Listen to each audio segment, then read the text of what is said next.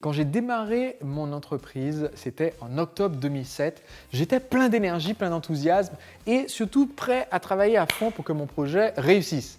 Et le petit problème, c'est que j'ai travaillé à fond pour que mon projet réussisse, mais je travaillais toujours face à mon ordinateur et ça a pris des années pour que je me rende compte que j'étais devenu une sorte de reclus. C'est-à-dire, j'avais encore mes amis, une vie sociale, tout ça, mais je passais mes journées, puisque je travaillais via Internet, je passais des journées entières chez moi, sans jamais sortir et voir la lumière naturelle, la lumière du jour.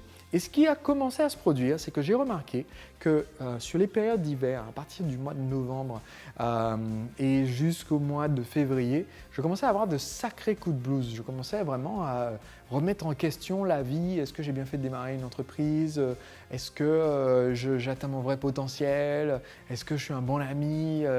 Je remettais tout en question. J'étais à la déprime la plus totale. Je dormais des très longues nuits, 10 ou 11 heures. Et quand je me réveillais, j'avais juste envie de retourner me coucher. Donc je retournais faire la sieste.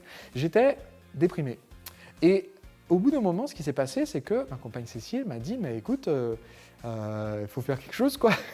Et j'ai découvert qu'en fait, j'avais ce manque de soleil. Ce manque de soleil, pas de sommeil. Et donc, j'ai commencé à faire des recherches. J'ai découvert qu'il existait un syndrome dépressif, affectif, basé sur le manque de sommeil. Qu'en fait, quand notre corps n'a pas suffisamment de lumière, on ne sécrète pas assez de vitamine D. Et du coup, c'est une vitamine qu'on ne peut pas réellement manger. Il faut aller au soleil et vivre comme ça pour être de bonne humeur et être moins déprimé. C'est d'ailleurs un traitement qu'on donne dans les bons centres pour les gens qui sont déprimés. C'est les mettre au soleil et hop, magiquement, on diminue leur dépression. Et donc, j'ai commencé à être davantage au soleil. J'ai même acheté une lampe solaire. Au début, c'était ma première solution, c'était la solution technologique. C'est le matin, je vais me réveiller, il y aura une lampe solaire pendant que je prends mon déjeuner, je vais m'exposer 30 minutes et recevoir tout mon stock de lumière solaire et ça va être bon. Et en fait, au bout d'un moment, je me suis rendu compte, mais à quoi ça sert d'utiliser un moyen artificiel alors qu'il existe un système qui crée de la lumière solaire quasiment tous les jours de l'année. Bon, j'étais en Bretagne, donc pas tous les jours de l'année, mais quasiment tous les jours de l'année et qui s'appelle le soleil. Et donc, j'ai ajouté à ma liste cette habitude qui est marcher à l'air libre au moins 5 minutes et profiter du soleil. Et ça a changé énormément ma vie d'entrepreneur en me rendant plus heureux déjà. Premièrement, plus heureux parce que effectivement, c'était depuis que j'ai commencé à être exposé au soleil en continu, à part me bronzer, vous voyez. J'étais blond avant. Ça m'a permis d'être tout simplement plus dynamique, plus réveillé, plus motivé. Je n'ai jamais eu ces coups de blues l'hiver, ça s'est plus produit. Et aussi plus productif parce que pour pouvoir s'organiser, pour pouvoir sortir, aller dehors, ça peut paraître tout bête. Pour ceux d'entre vous qui regardent cette vidéo et qui passent leur journée dehors, j'ai des clients par exemple, Frédéric qui est vigneron, bon, voilà, il passe sa journée dehors.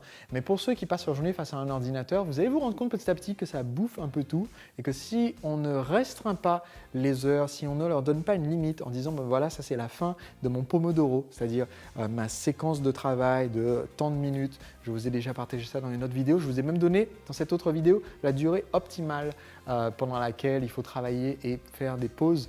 Vous pourrez retrouver le lien, on va vous le mettre en dessous.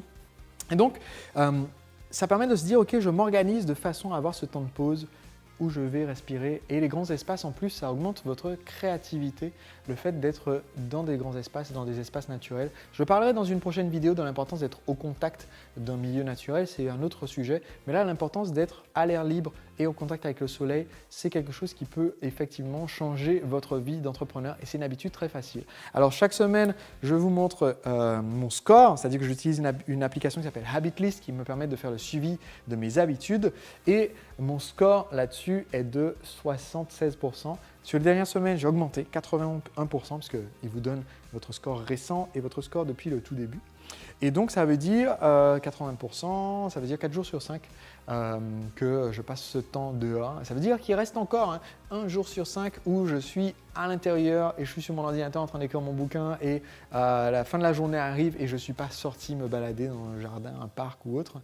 Mais mon objectif, c'est d'éliminer complètement ces temps-là et d'éviter l'effet d'être enfermé. En anglais, ils ont une expression qui s'appelle cabin fever, ça s'appelle la fièvre du chalet.